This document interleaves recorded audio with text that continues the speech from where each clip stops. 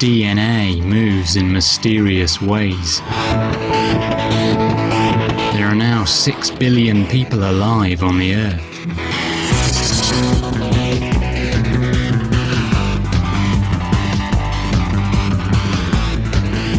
Our numbers are everywhere, carving and shaping the entire world. Most of us live in cities, which sprawl across the surface of the globe like vast circuit boards. The impact of our civilization is phenomenal. We have stamped our presence in steel, concrete, affluence and effluence.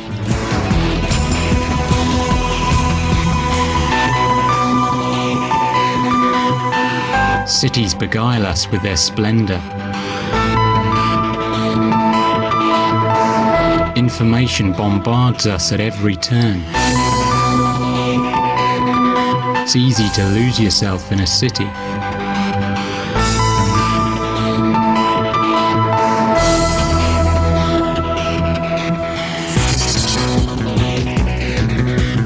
Buildings soar to the sky and amaze us with their architectural finesse.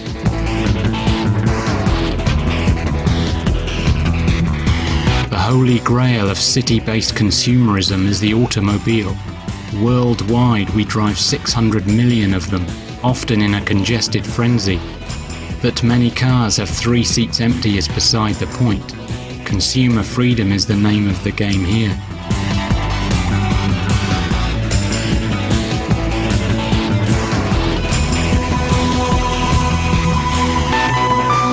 Like our cars, city life can be slick and fully automated.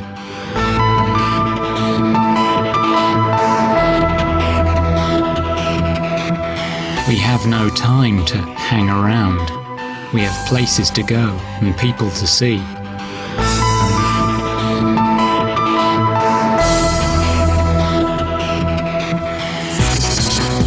The march of human progress seems unstoppable.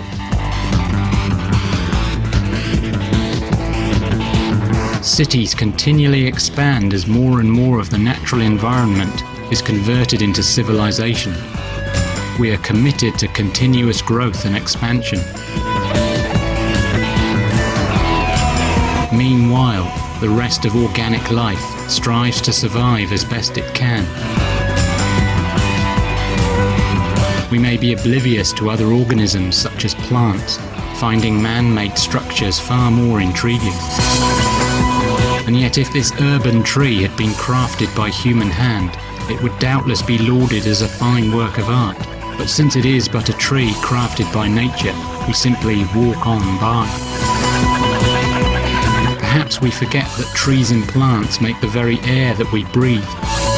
Perhaps we forget that our lives depend upon the biological intelligence, like photosynthesis, evinced by other organisms. Perhaps then, it's time we city dwellers began to reacquaint ourselves with nature. It's probably fair to say that a growing number of people feel disaffected with modern life. It's a bit like that movie The Matrix. There's a kind of nagging suspicion that there's something fundamentally wrong with human culture, that we've missed something, that modern values don't really lead anywhere. Maybe we've been holed up in cities for too long and this is the cause of our unease. Or maybe the cult of consumerism has had its day and we're looking for a new set of values and aspirations. Or maybe it's simply that modern science and religion have failed to imbue our lives with real meaning. Maybe, though, the root cause of our ills lies in our relationship to nature.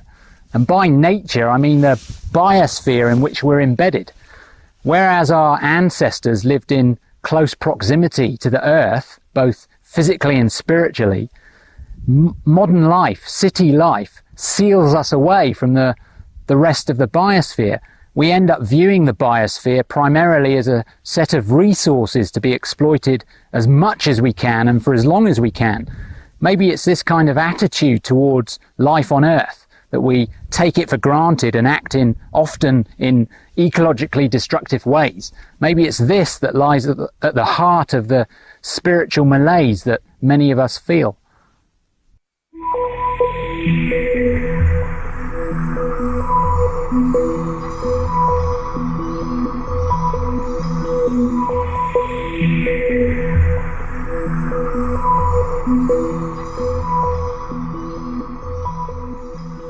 It's possible, probable even, that science has come up with a misguided interpretation of nature, a misguided interpretation which fosters, or at least implicitly encourages, ecological insensitivity.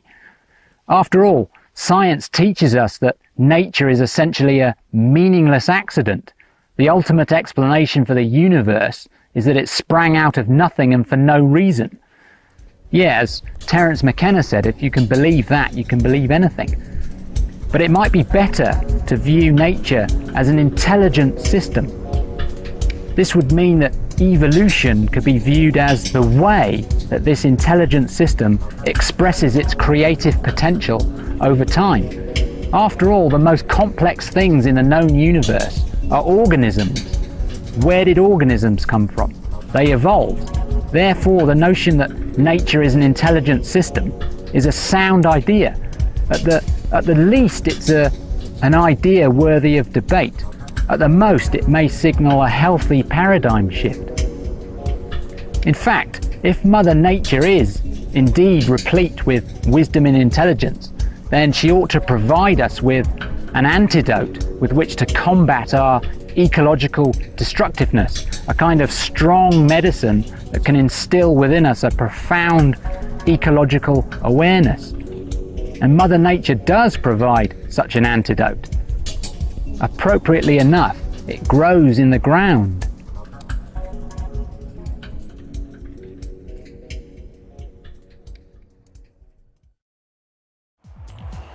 Fungi are perhaps the most earthy of organisms. They can appear in many strange shapes and colours. The bulk of their body lies under the ground or inside dead wood and consists of a network of mycelial threads. What we commonly call mushrooms are the fruiting structures of fungi, which burst into the open air in order to distribute their spores.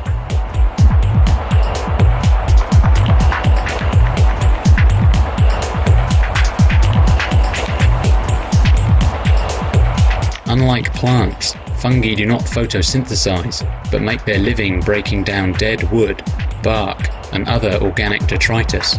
In this way, fungi help to release essential minerals like phosphorus back into biospherical circulation.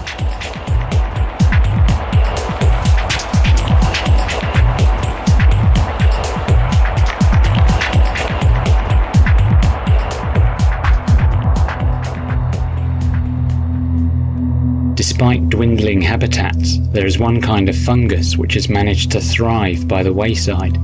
Its properties can only be described as extraordinary. This is our antidote, the Psilocybin mushroom, of which there are roughly 100 species worldwide. Psilocybin is the name of the alkaloid within the mushroom which, in conjunction with the human cortex, can induce a powerful and life-changing spiritual experience. For this reason, psilocybin is nowadays classified as entheogenic, that is, a substance able to temporarily sanctify the human psyche. Psychoactive mushrooms of one kind or another have long held a place in folklore and literature. In Alice in Wonderland, for example, Alice eats a mushroom in order to change size. But our psilocybin story concerns the legacy of this man, Gordon Wasson. Having spent 30 years investigating the cultural use of mushrooms, Wasson travelled to Mexico in 1955 to learn more about the sacred mushroom ceremonies reportedly occurring there. Wasson had to seek the aid of a shaman, for it is the shaman who, traditionally, holds knowledge of entheogenic plants. Under the guidance of a shaman named Maria Sabina, Wasson became the first European on record to consume psilocybin, an auspicious occasion to say the least. Wasson was so amazed by the visionary effects of the Mexican mushroom that he went on to write a popular article about his experiences, thereby informing the world of this strange new natural resource. Subsequently, samples of the mushroom were grown in the laboratory. The active ingredient was isolated and thence named. The writer Aldous Huxley also experienced psilocybin and wrote of its virtues. In his last book, a utopian novel entitled Island, a sacred mushroom known as moksha medicine is employed as a sacrament, and yet Huxley never realized just how widespread his beloved moksha medicine was, that it was not restricted to Mexico, but was to be found growing throughout the very island of his birth. This is the kind of idyllic habitat which the European psilocybin mushroom favours, the Lake District in the heart of the British Isles, the kind of mystical landscape conjured up in Tolkien's Lord of the Rings. It is here in the wild meadows and pristine green valleys, and alongside the paths walked by Wordsworth, that psilocybin mushrooms can be found. Diminutive and half-hidden, overlooked by most visitors, the entheogenic mushroom is part of one of Mother Nature's more undercover operations, a gift of healing and transcendence delivered through stealth. Historically, psilocybin mushroom use has been associated with the spectacular Mayan and Aztec civilizations in and around Mexico. These Mayan relics, for instance, known as mushroom stones, are thought to indicate the Mayas' reverence for psilocybin. South of Mexico, in Colombia, native cultures crafted numerous gold statues adorned with strange circular motifs. On the back of this statue, however, are some thin stems which confirm that psilocybin mushrooms are represented. Likewise, in ancient India, hundreds of religious hymns were dedicated to soma, a divine plant without root or leaf. Many Vedic scholars now believe that the legendary soma was an entheogenic mushroom of some kind. And what of this, the Festos disc? Unearthed in Crete, the mysterious disc is believed to be a religious artifact dating back to 1700 BC. It is imprinted with various images. Actually, it is the oldest example of printing ever found. The various icons stamped into its surface have yet to be deciphered. One side of the disc bears images with an uncanny resemblance to European psilocybin mushrooms. Even the stem is pictured. As yet, however, historians have failed to acknowledge and to investigate this compelling resemblance. Despite their illustrious role as a sacrament, psilocybin fungi remain illegal in many parts of the world. In America, for example, whilst it is legal to possess a loaded gun, it is illegal to possess the mushroom. In Britain and many parts of Europe, the mushroom has escaped prohibition as long as it is not processed in any way. However, since poisonous mushrooms may be picked by mistake by an interested seeker, psilocybin fungi have understandably remained on the periphery of culture. They are truly a thing of the wild and do not lend themselves to mass-market consumerism. Yet the incredible psychological effects of this mushroom demand our attention. It's as if we had spent our lives holed up in a dark cave and were being cajoled outside in order to get a better perspective on the meaning of life. So what's it actually like to step outside the confines of conventionally perceived reality? To answer this, we must now venture to the very heart of the psilocybin experience. It begins, as with all significant voyages, with feelings of trepidation.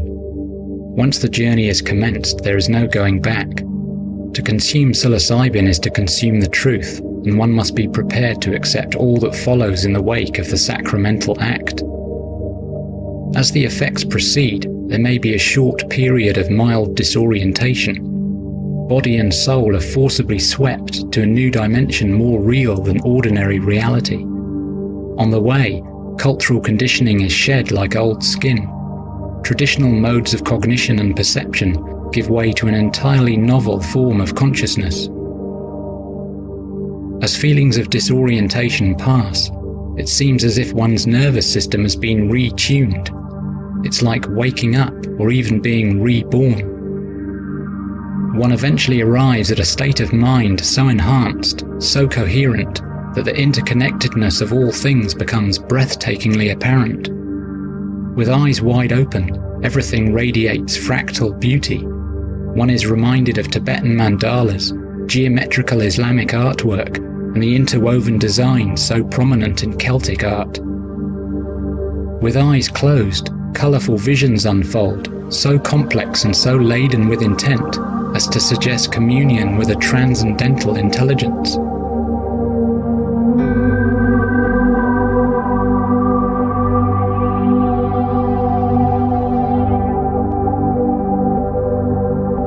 As the journey continues, there is a tremendous feeling of being empowered, of being privy to the miracle of the living moment. Profound insights flow through the opened mind.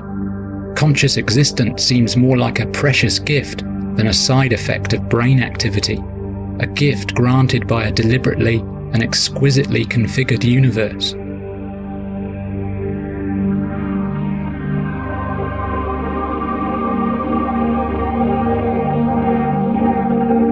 One is thrust deeper and deeper into the mystery of being.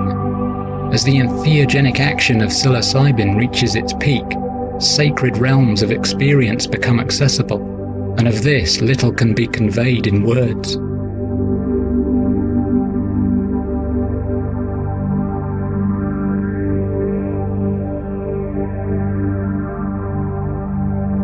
We are not alone and isolated. Nothing is isolated. We are each a uniquely evolving pattern of energy and information, born within a vast system of purposeful intelligence, which we call nature.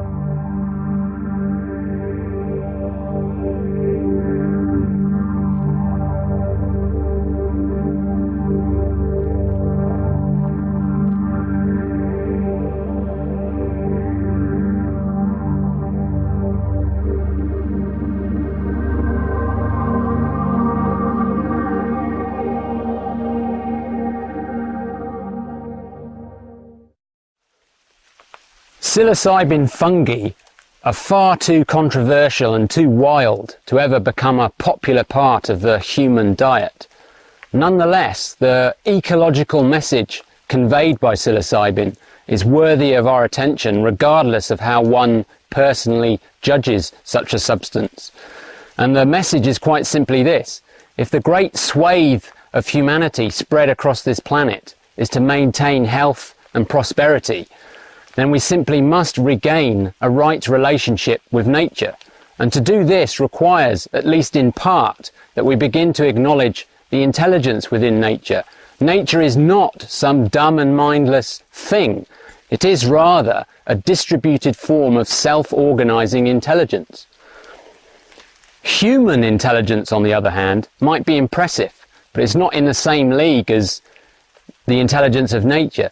We may, for example, tinker with DNA, but we did not design DNA. We may juggle genes and chromosomes, but we did not invent them. We may even destroy entire ecosystems for our own ends, yet we cannot rebuild those ecosystems. So rather than dominate nature into subservience, we would do better to harmonize our behavior with the greater natural systems of which we are a part. Acknowledging the intelligence of nature is one step in such a green endeavor. The universe has order written all over it, from the orderly formation of spiral galaxies to the orderly behavior of atoms and molecules. So too do ecosystems and organisms behave in a sensible and orderly fashion. It is we belligerent primates who are firmly out of order with our excessive pollution and our almost psychotic obsession with material consumption. Something has to change, because we can't go on bending the biosphere indefinitely. Something has to change. So why don't we slow down and look again with new eyes at this fantastic planet on which we live. Maybe we never left Eden after all. Maybe it was a kind of self-enforced exile.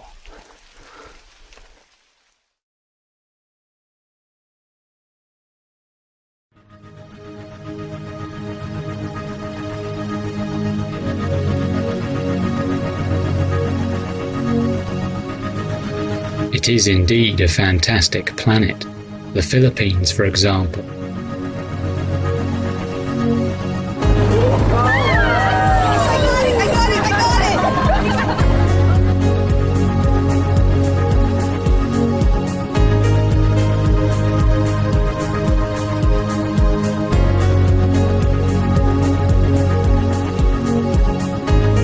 A vision of paradise, a perfect day, infinite blue sky, crystal clear water. Huts nestle unobtrusively in the jungle, looking rather like giant mushrooms.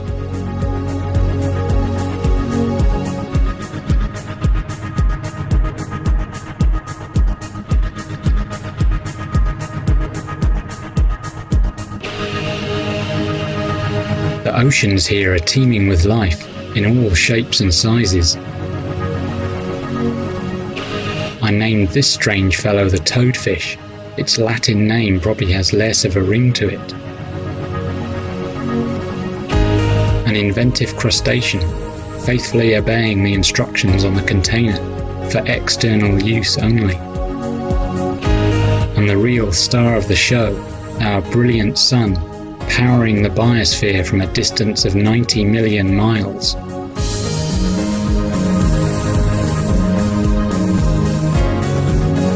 Travel, they say, broadens the mind. It certainly makes us aware of the diversity of the Earth's living surface.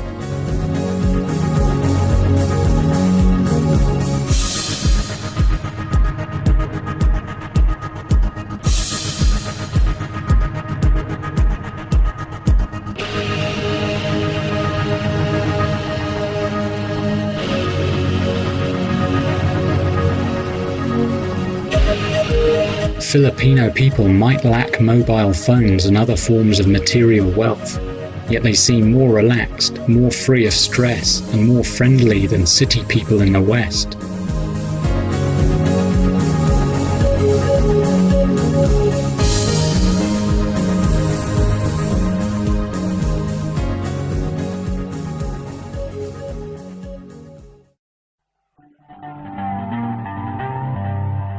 America. America, the ancient continent, is bigger and more formidable than America, the modern idea.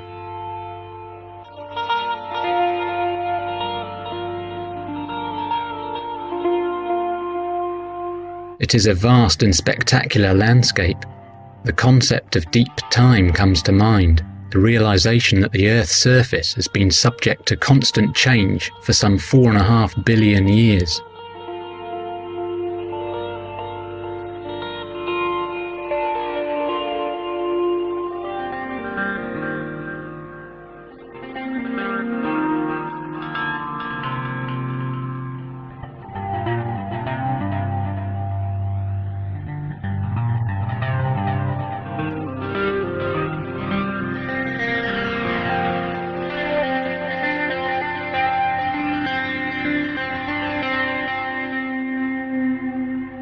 Yosemite National Park. There are no shopping centres here, no banks, no skyscrapers, no billboards, just nature pure and simple.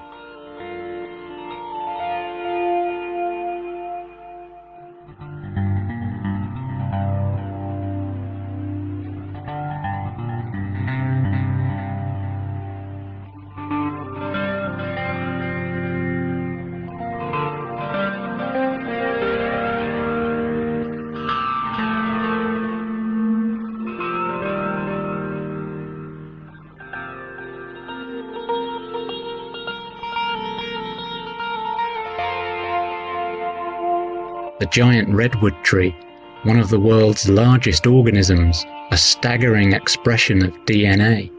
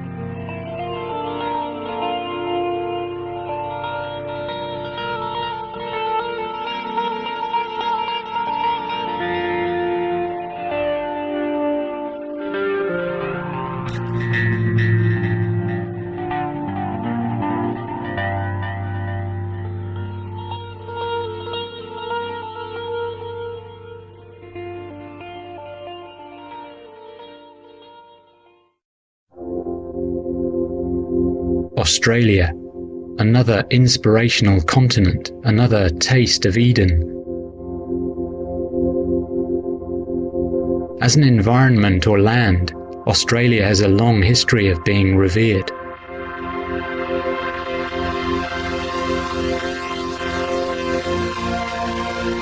There's nothing like a walk in a Queensland rainforest to shake off the city. You are surrounded by a compact web of organisms, all feeding back upon one another in sensible ways. The result is a healthy and self-balancing ecosystem, the very essence of what the biosphere is all about.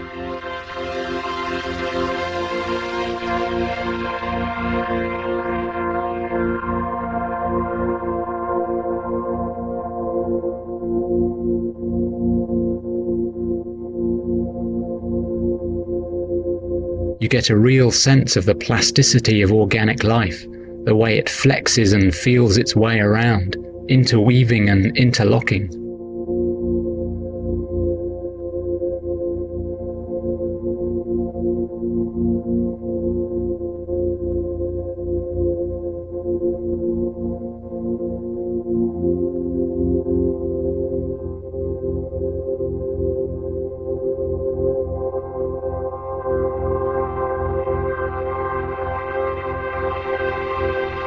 More exquisite expressions of DNA, from the angelic and the sublime to the cuddly and sleepy.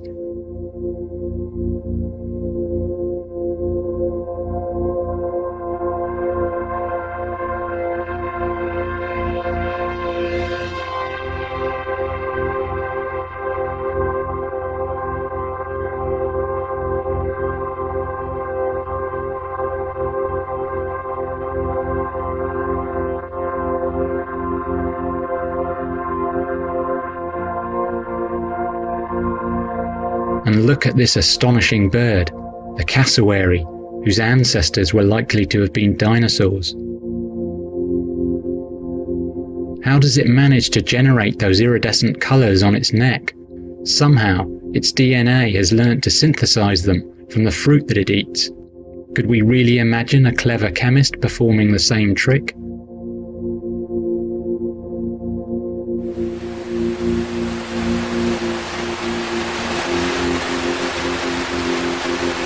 Through the process of transpiration, rainforests manage to create their own local weather systems, ensuring that water is constantly being recycled betwixt land and sky.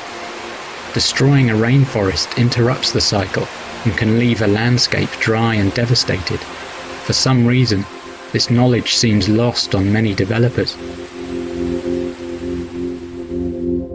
Is it really feasible to sell a large legacy of integrated biological wisdom?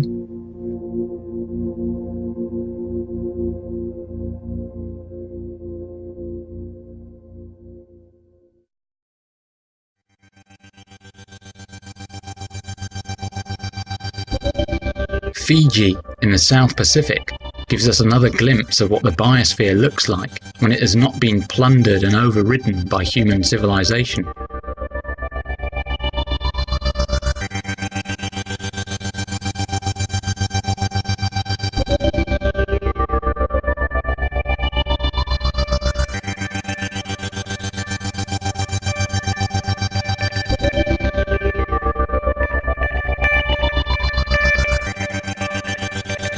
The isolated beaches in Fiji are dangerous. There are coral reefs out there which can astonish a man to death. Apart from the usual array of plastic bottles which are washed ashore, the beaches are strewn with seeds, shed by plants which have learned, through evolution, to use the ocean as an effective means of seed dispersal. Each seed is like a computer program, written in digital DNA, sealed in a buoyant and protective packet, and delivered far and wide. It's a fine example of natural intelligence at work.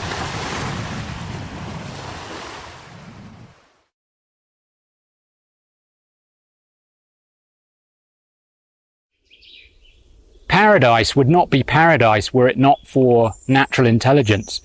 The reason life is such a sensibly coordinated phenomenon is precisely because life is woven from natural intelligence. This is one of the things which psilocybin seems to make very clear. Biological science also reveals the intelligence within life, only most biologists tend to overlook it. What we call DNA can be said to represent natural intelligence in a compressed and encoded form. The natural intelligence within the DNA of this giant redwood tree pine cone, for example, is what can transform these small individual seeds into the largest trees on the planet. There is information in here on cell reproduction, differential cell function.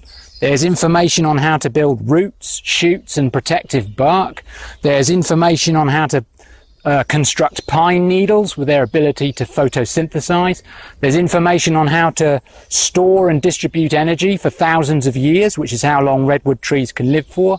There's information on how to fight off infections, information on how to transport water from the ground up to a distance of 250 feet or more, even information on how to make more of these pine cones. It's all very clever stuff. Some botanists will spend their entire careers learning about the biological wisdom accumulated by just this one species. And yet for some strange and peculiar reason, natural intelligence remains completely and utterly unacknowledged by science. On the other hand, we've all heard of artificial intelligence, clever robots, smart computer systems, that kind of thing. Yet natural intelligence is precisely the thing that artificial intelligence seeks to mimic. Organisms can be considered expressions of natural intelligence, wired together with protein and amino acids, just as a clever robot is an expression of artificial intelligence, wired together with silicon and copper wire. Take this ant, for example. Its complement of biologic, honed, refined and hardwired through millions of years of evolution, is palpably intelligent. Ants can metabolize, respire, reproduce, locate food, build communal nests and learn about new terrains. They can even communicate with one another in a chemical language. In other words, everything about their biological and behavioral makeup is sensible and intelligent to a certain degree. If this were not so, they would not be fit and would not exist. In a real way, ants, like other insects, are small sophisticated machines engineered by nature with the use of molecular DNA.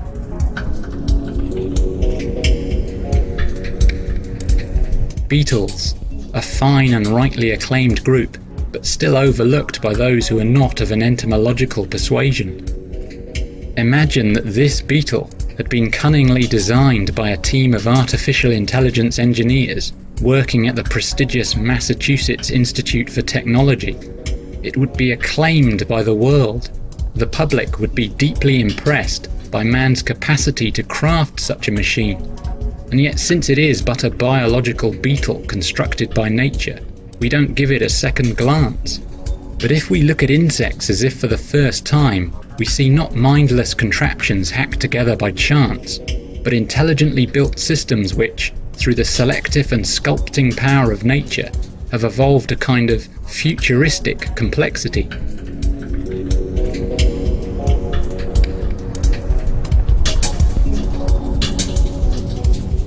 Flying is not to be sniffed at either. After all, it took our species more than 100,000 years to work out the aerodynamic equations necessary for heavier-than-air flight. Insects take to the air with ease. Bees are such consummate flyers that some species can attain speeds of 45 miles per hour. Weight for weight, they can produce the same power output as an aircraft piston engine and can fly 2 million miles per gallon of honey. Some insects can even walk on water. That is no small miracle by anyone's standards. It will be a long time before the artificial intelligence community can match this kind of engineering finesse. And as for dragonflies, well, their visual systems are so perfected that they can see through 360 degrees and somehow process all the information at once. It's another example of the natural intelligence encoded within the dragonfly genome.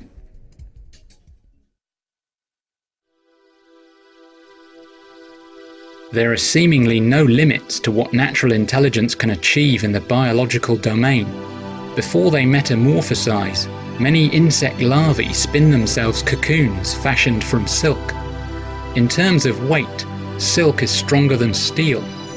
The spinneret mechanism within the larvae, through which protein molecules are carefully arranged so as to form and distribute silk, can only really be appreciated as an instance of natural intelligence. So too do the larvae's acrobatic talents indicate the intelligence hardwired into its DNA. Metamorphosis is remarkable. It demonstrates the sheer transformative power of DNA to reorchestrate this precise arrangement of 1 billion cells into this precise arrangement. If one encounters a butterfly whilst under the influence of psilocybin, it can be an almost mythical event. Futuristic machines is an understatement, and yet conventional science teaches us that these organisms are no more than the outcome of a blind and utterly non-intelligent process. A disservice, I fear. Ingenious expressions of natural intelligence at least comes closer to the mark.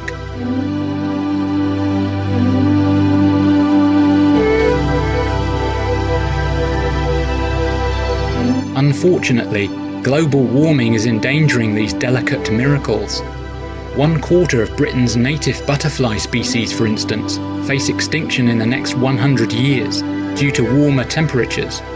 Those species who inhabit mountainous regions are steadily moving higher to avoid increasing temperatures. Worldwide, the natural environment which supports such life is being steadily eroded. It's a shame that we do not perceive the real nature of the life forms which we inadvertently destroy.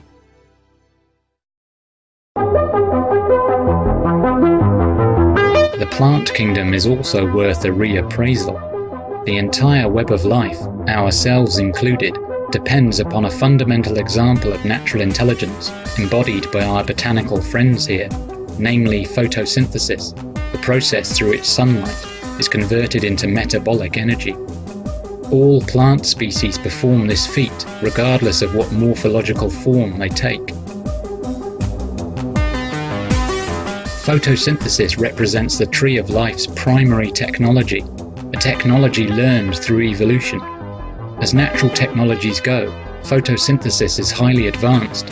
It is hard to get your head around what a photon of light actually is, let alone imagine how to capture one and borrow its energy. Yet plants do just this by making use of chlorophyll and an array of advanced nanotechnological machinery. Leaves are the structures which carry out photosynthesis. They are nature's solar panels, ensuring that the biosphere remains plugged in.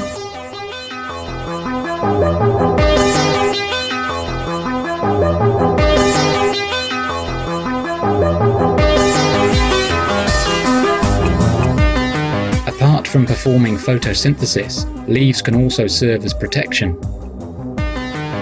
The Venus flytrap has gone further and has evolved leaves which can capture and eat insects, a notion that was originally rejected by 19th century botanists as being far too outrageous to be true. Other plants, like the pitcher plant, have evolved jug-shaped leaves which fill with water and which can drown any insects gullible enough to venture inside.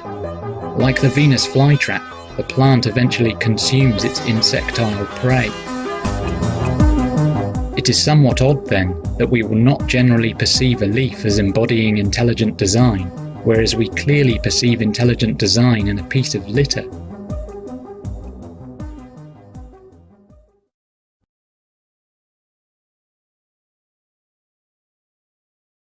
The young Charles Darwin had keen eyes.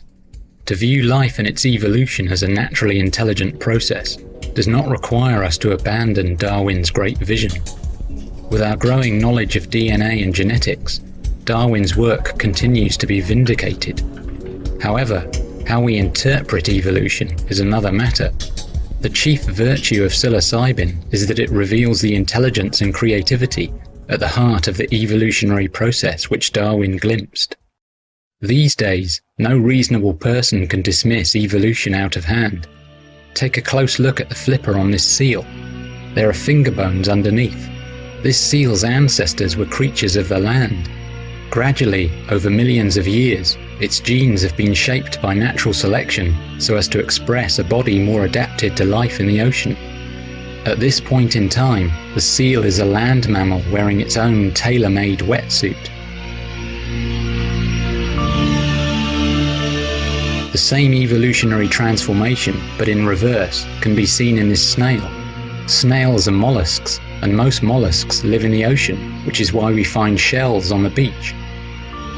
For whatever reason, the ancestral lineage of this snail left the ocean and became adapted to life on land. Like the seal, its genes and its biological form reveal its evolutionary history.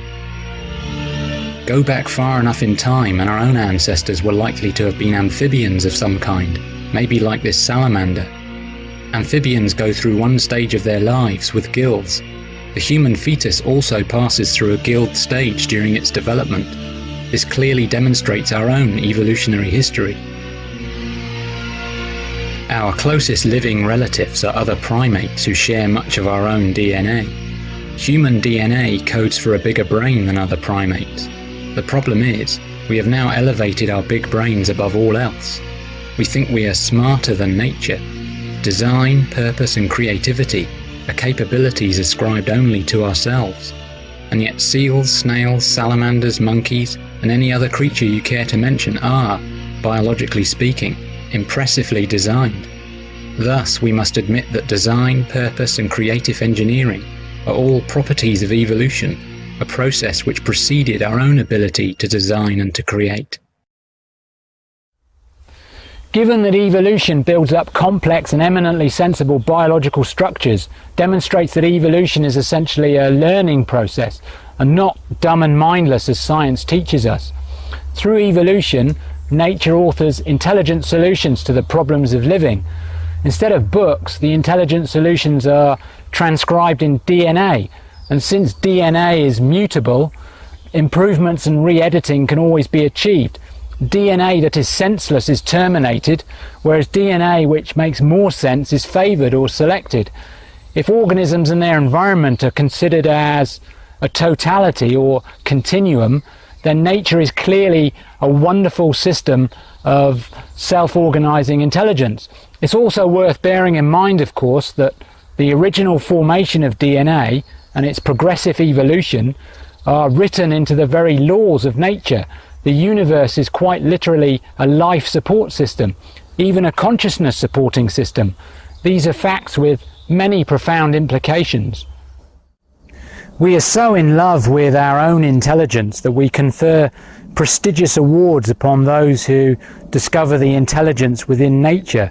James Watson and Francis Crick, for example, are revered to this day for their discovery of the exquisite double helix structure of DNA. Nature, on the other hand, received no accolade whatsoever, despite teaching Watson and Crick all that they knew. In a similar way, we are more likely to be impressed by shiny biotechnological machines that can chop and change DNA than we are with the biotechnological properties of DNA itself.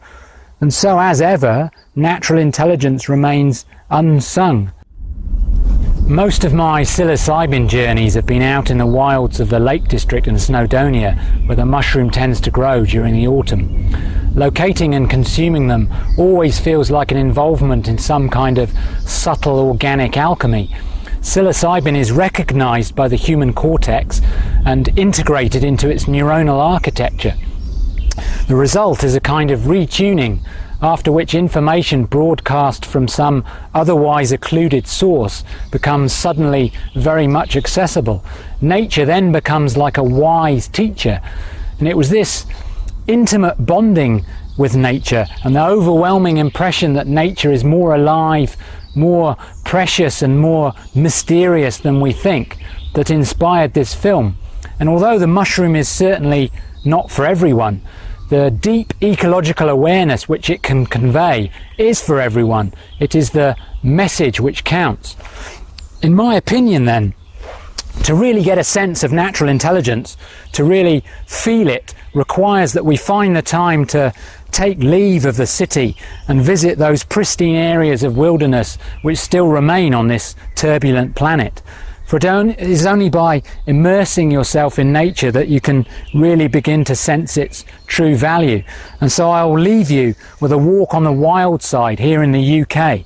It's time we all rediscovered our roots.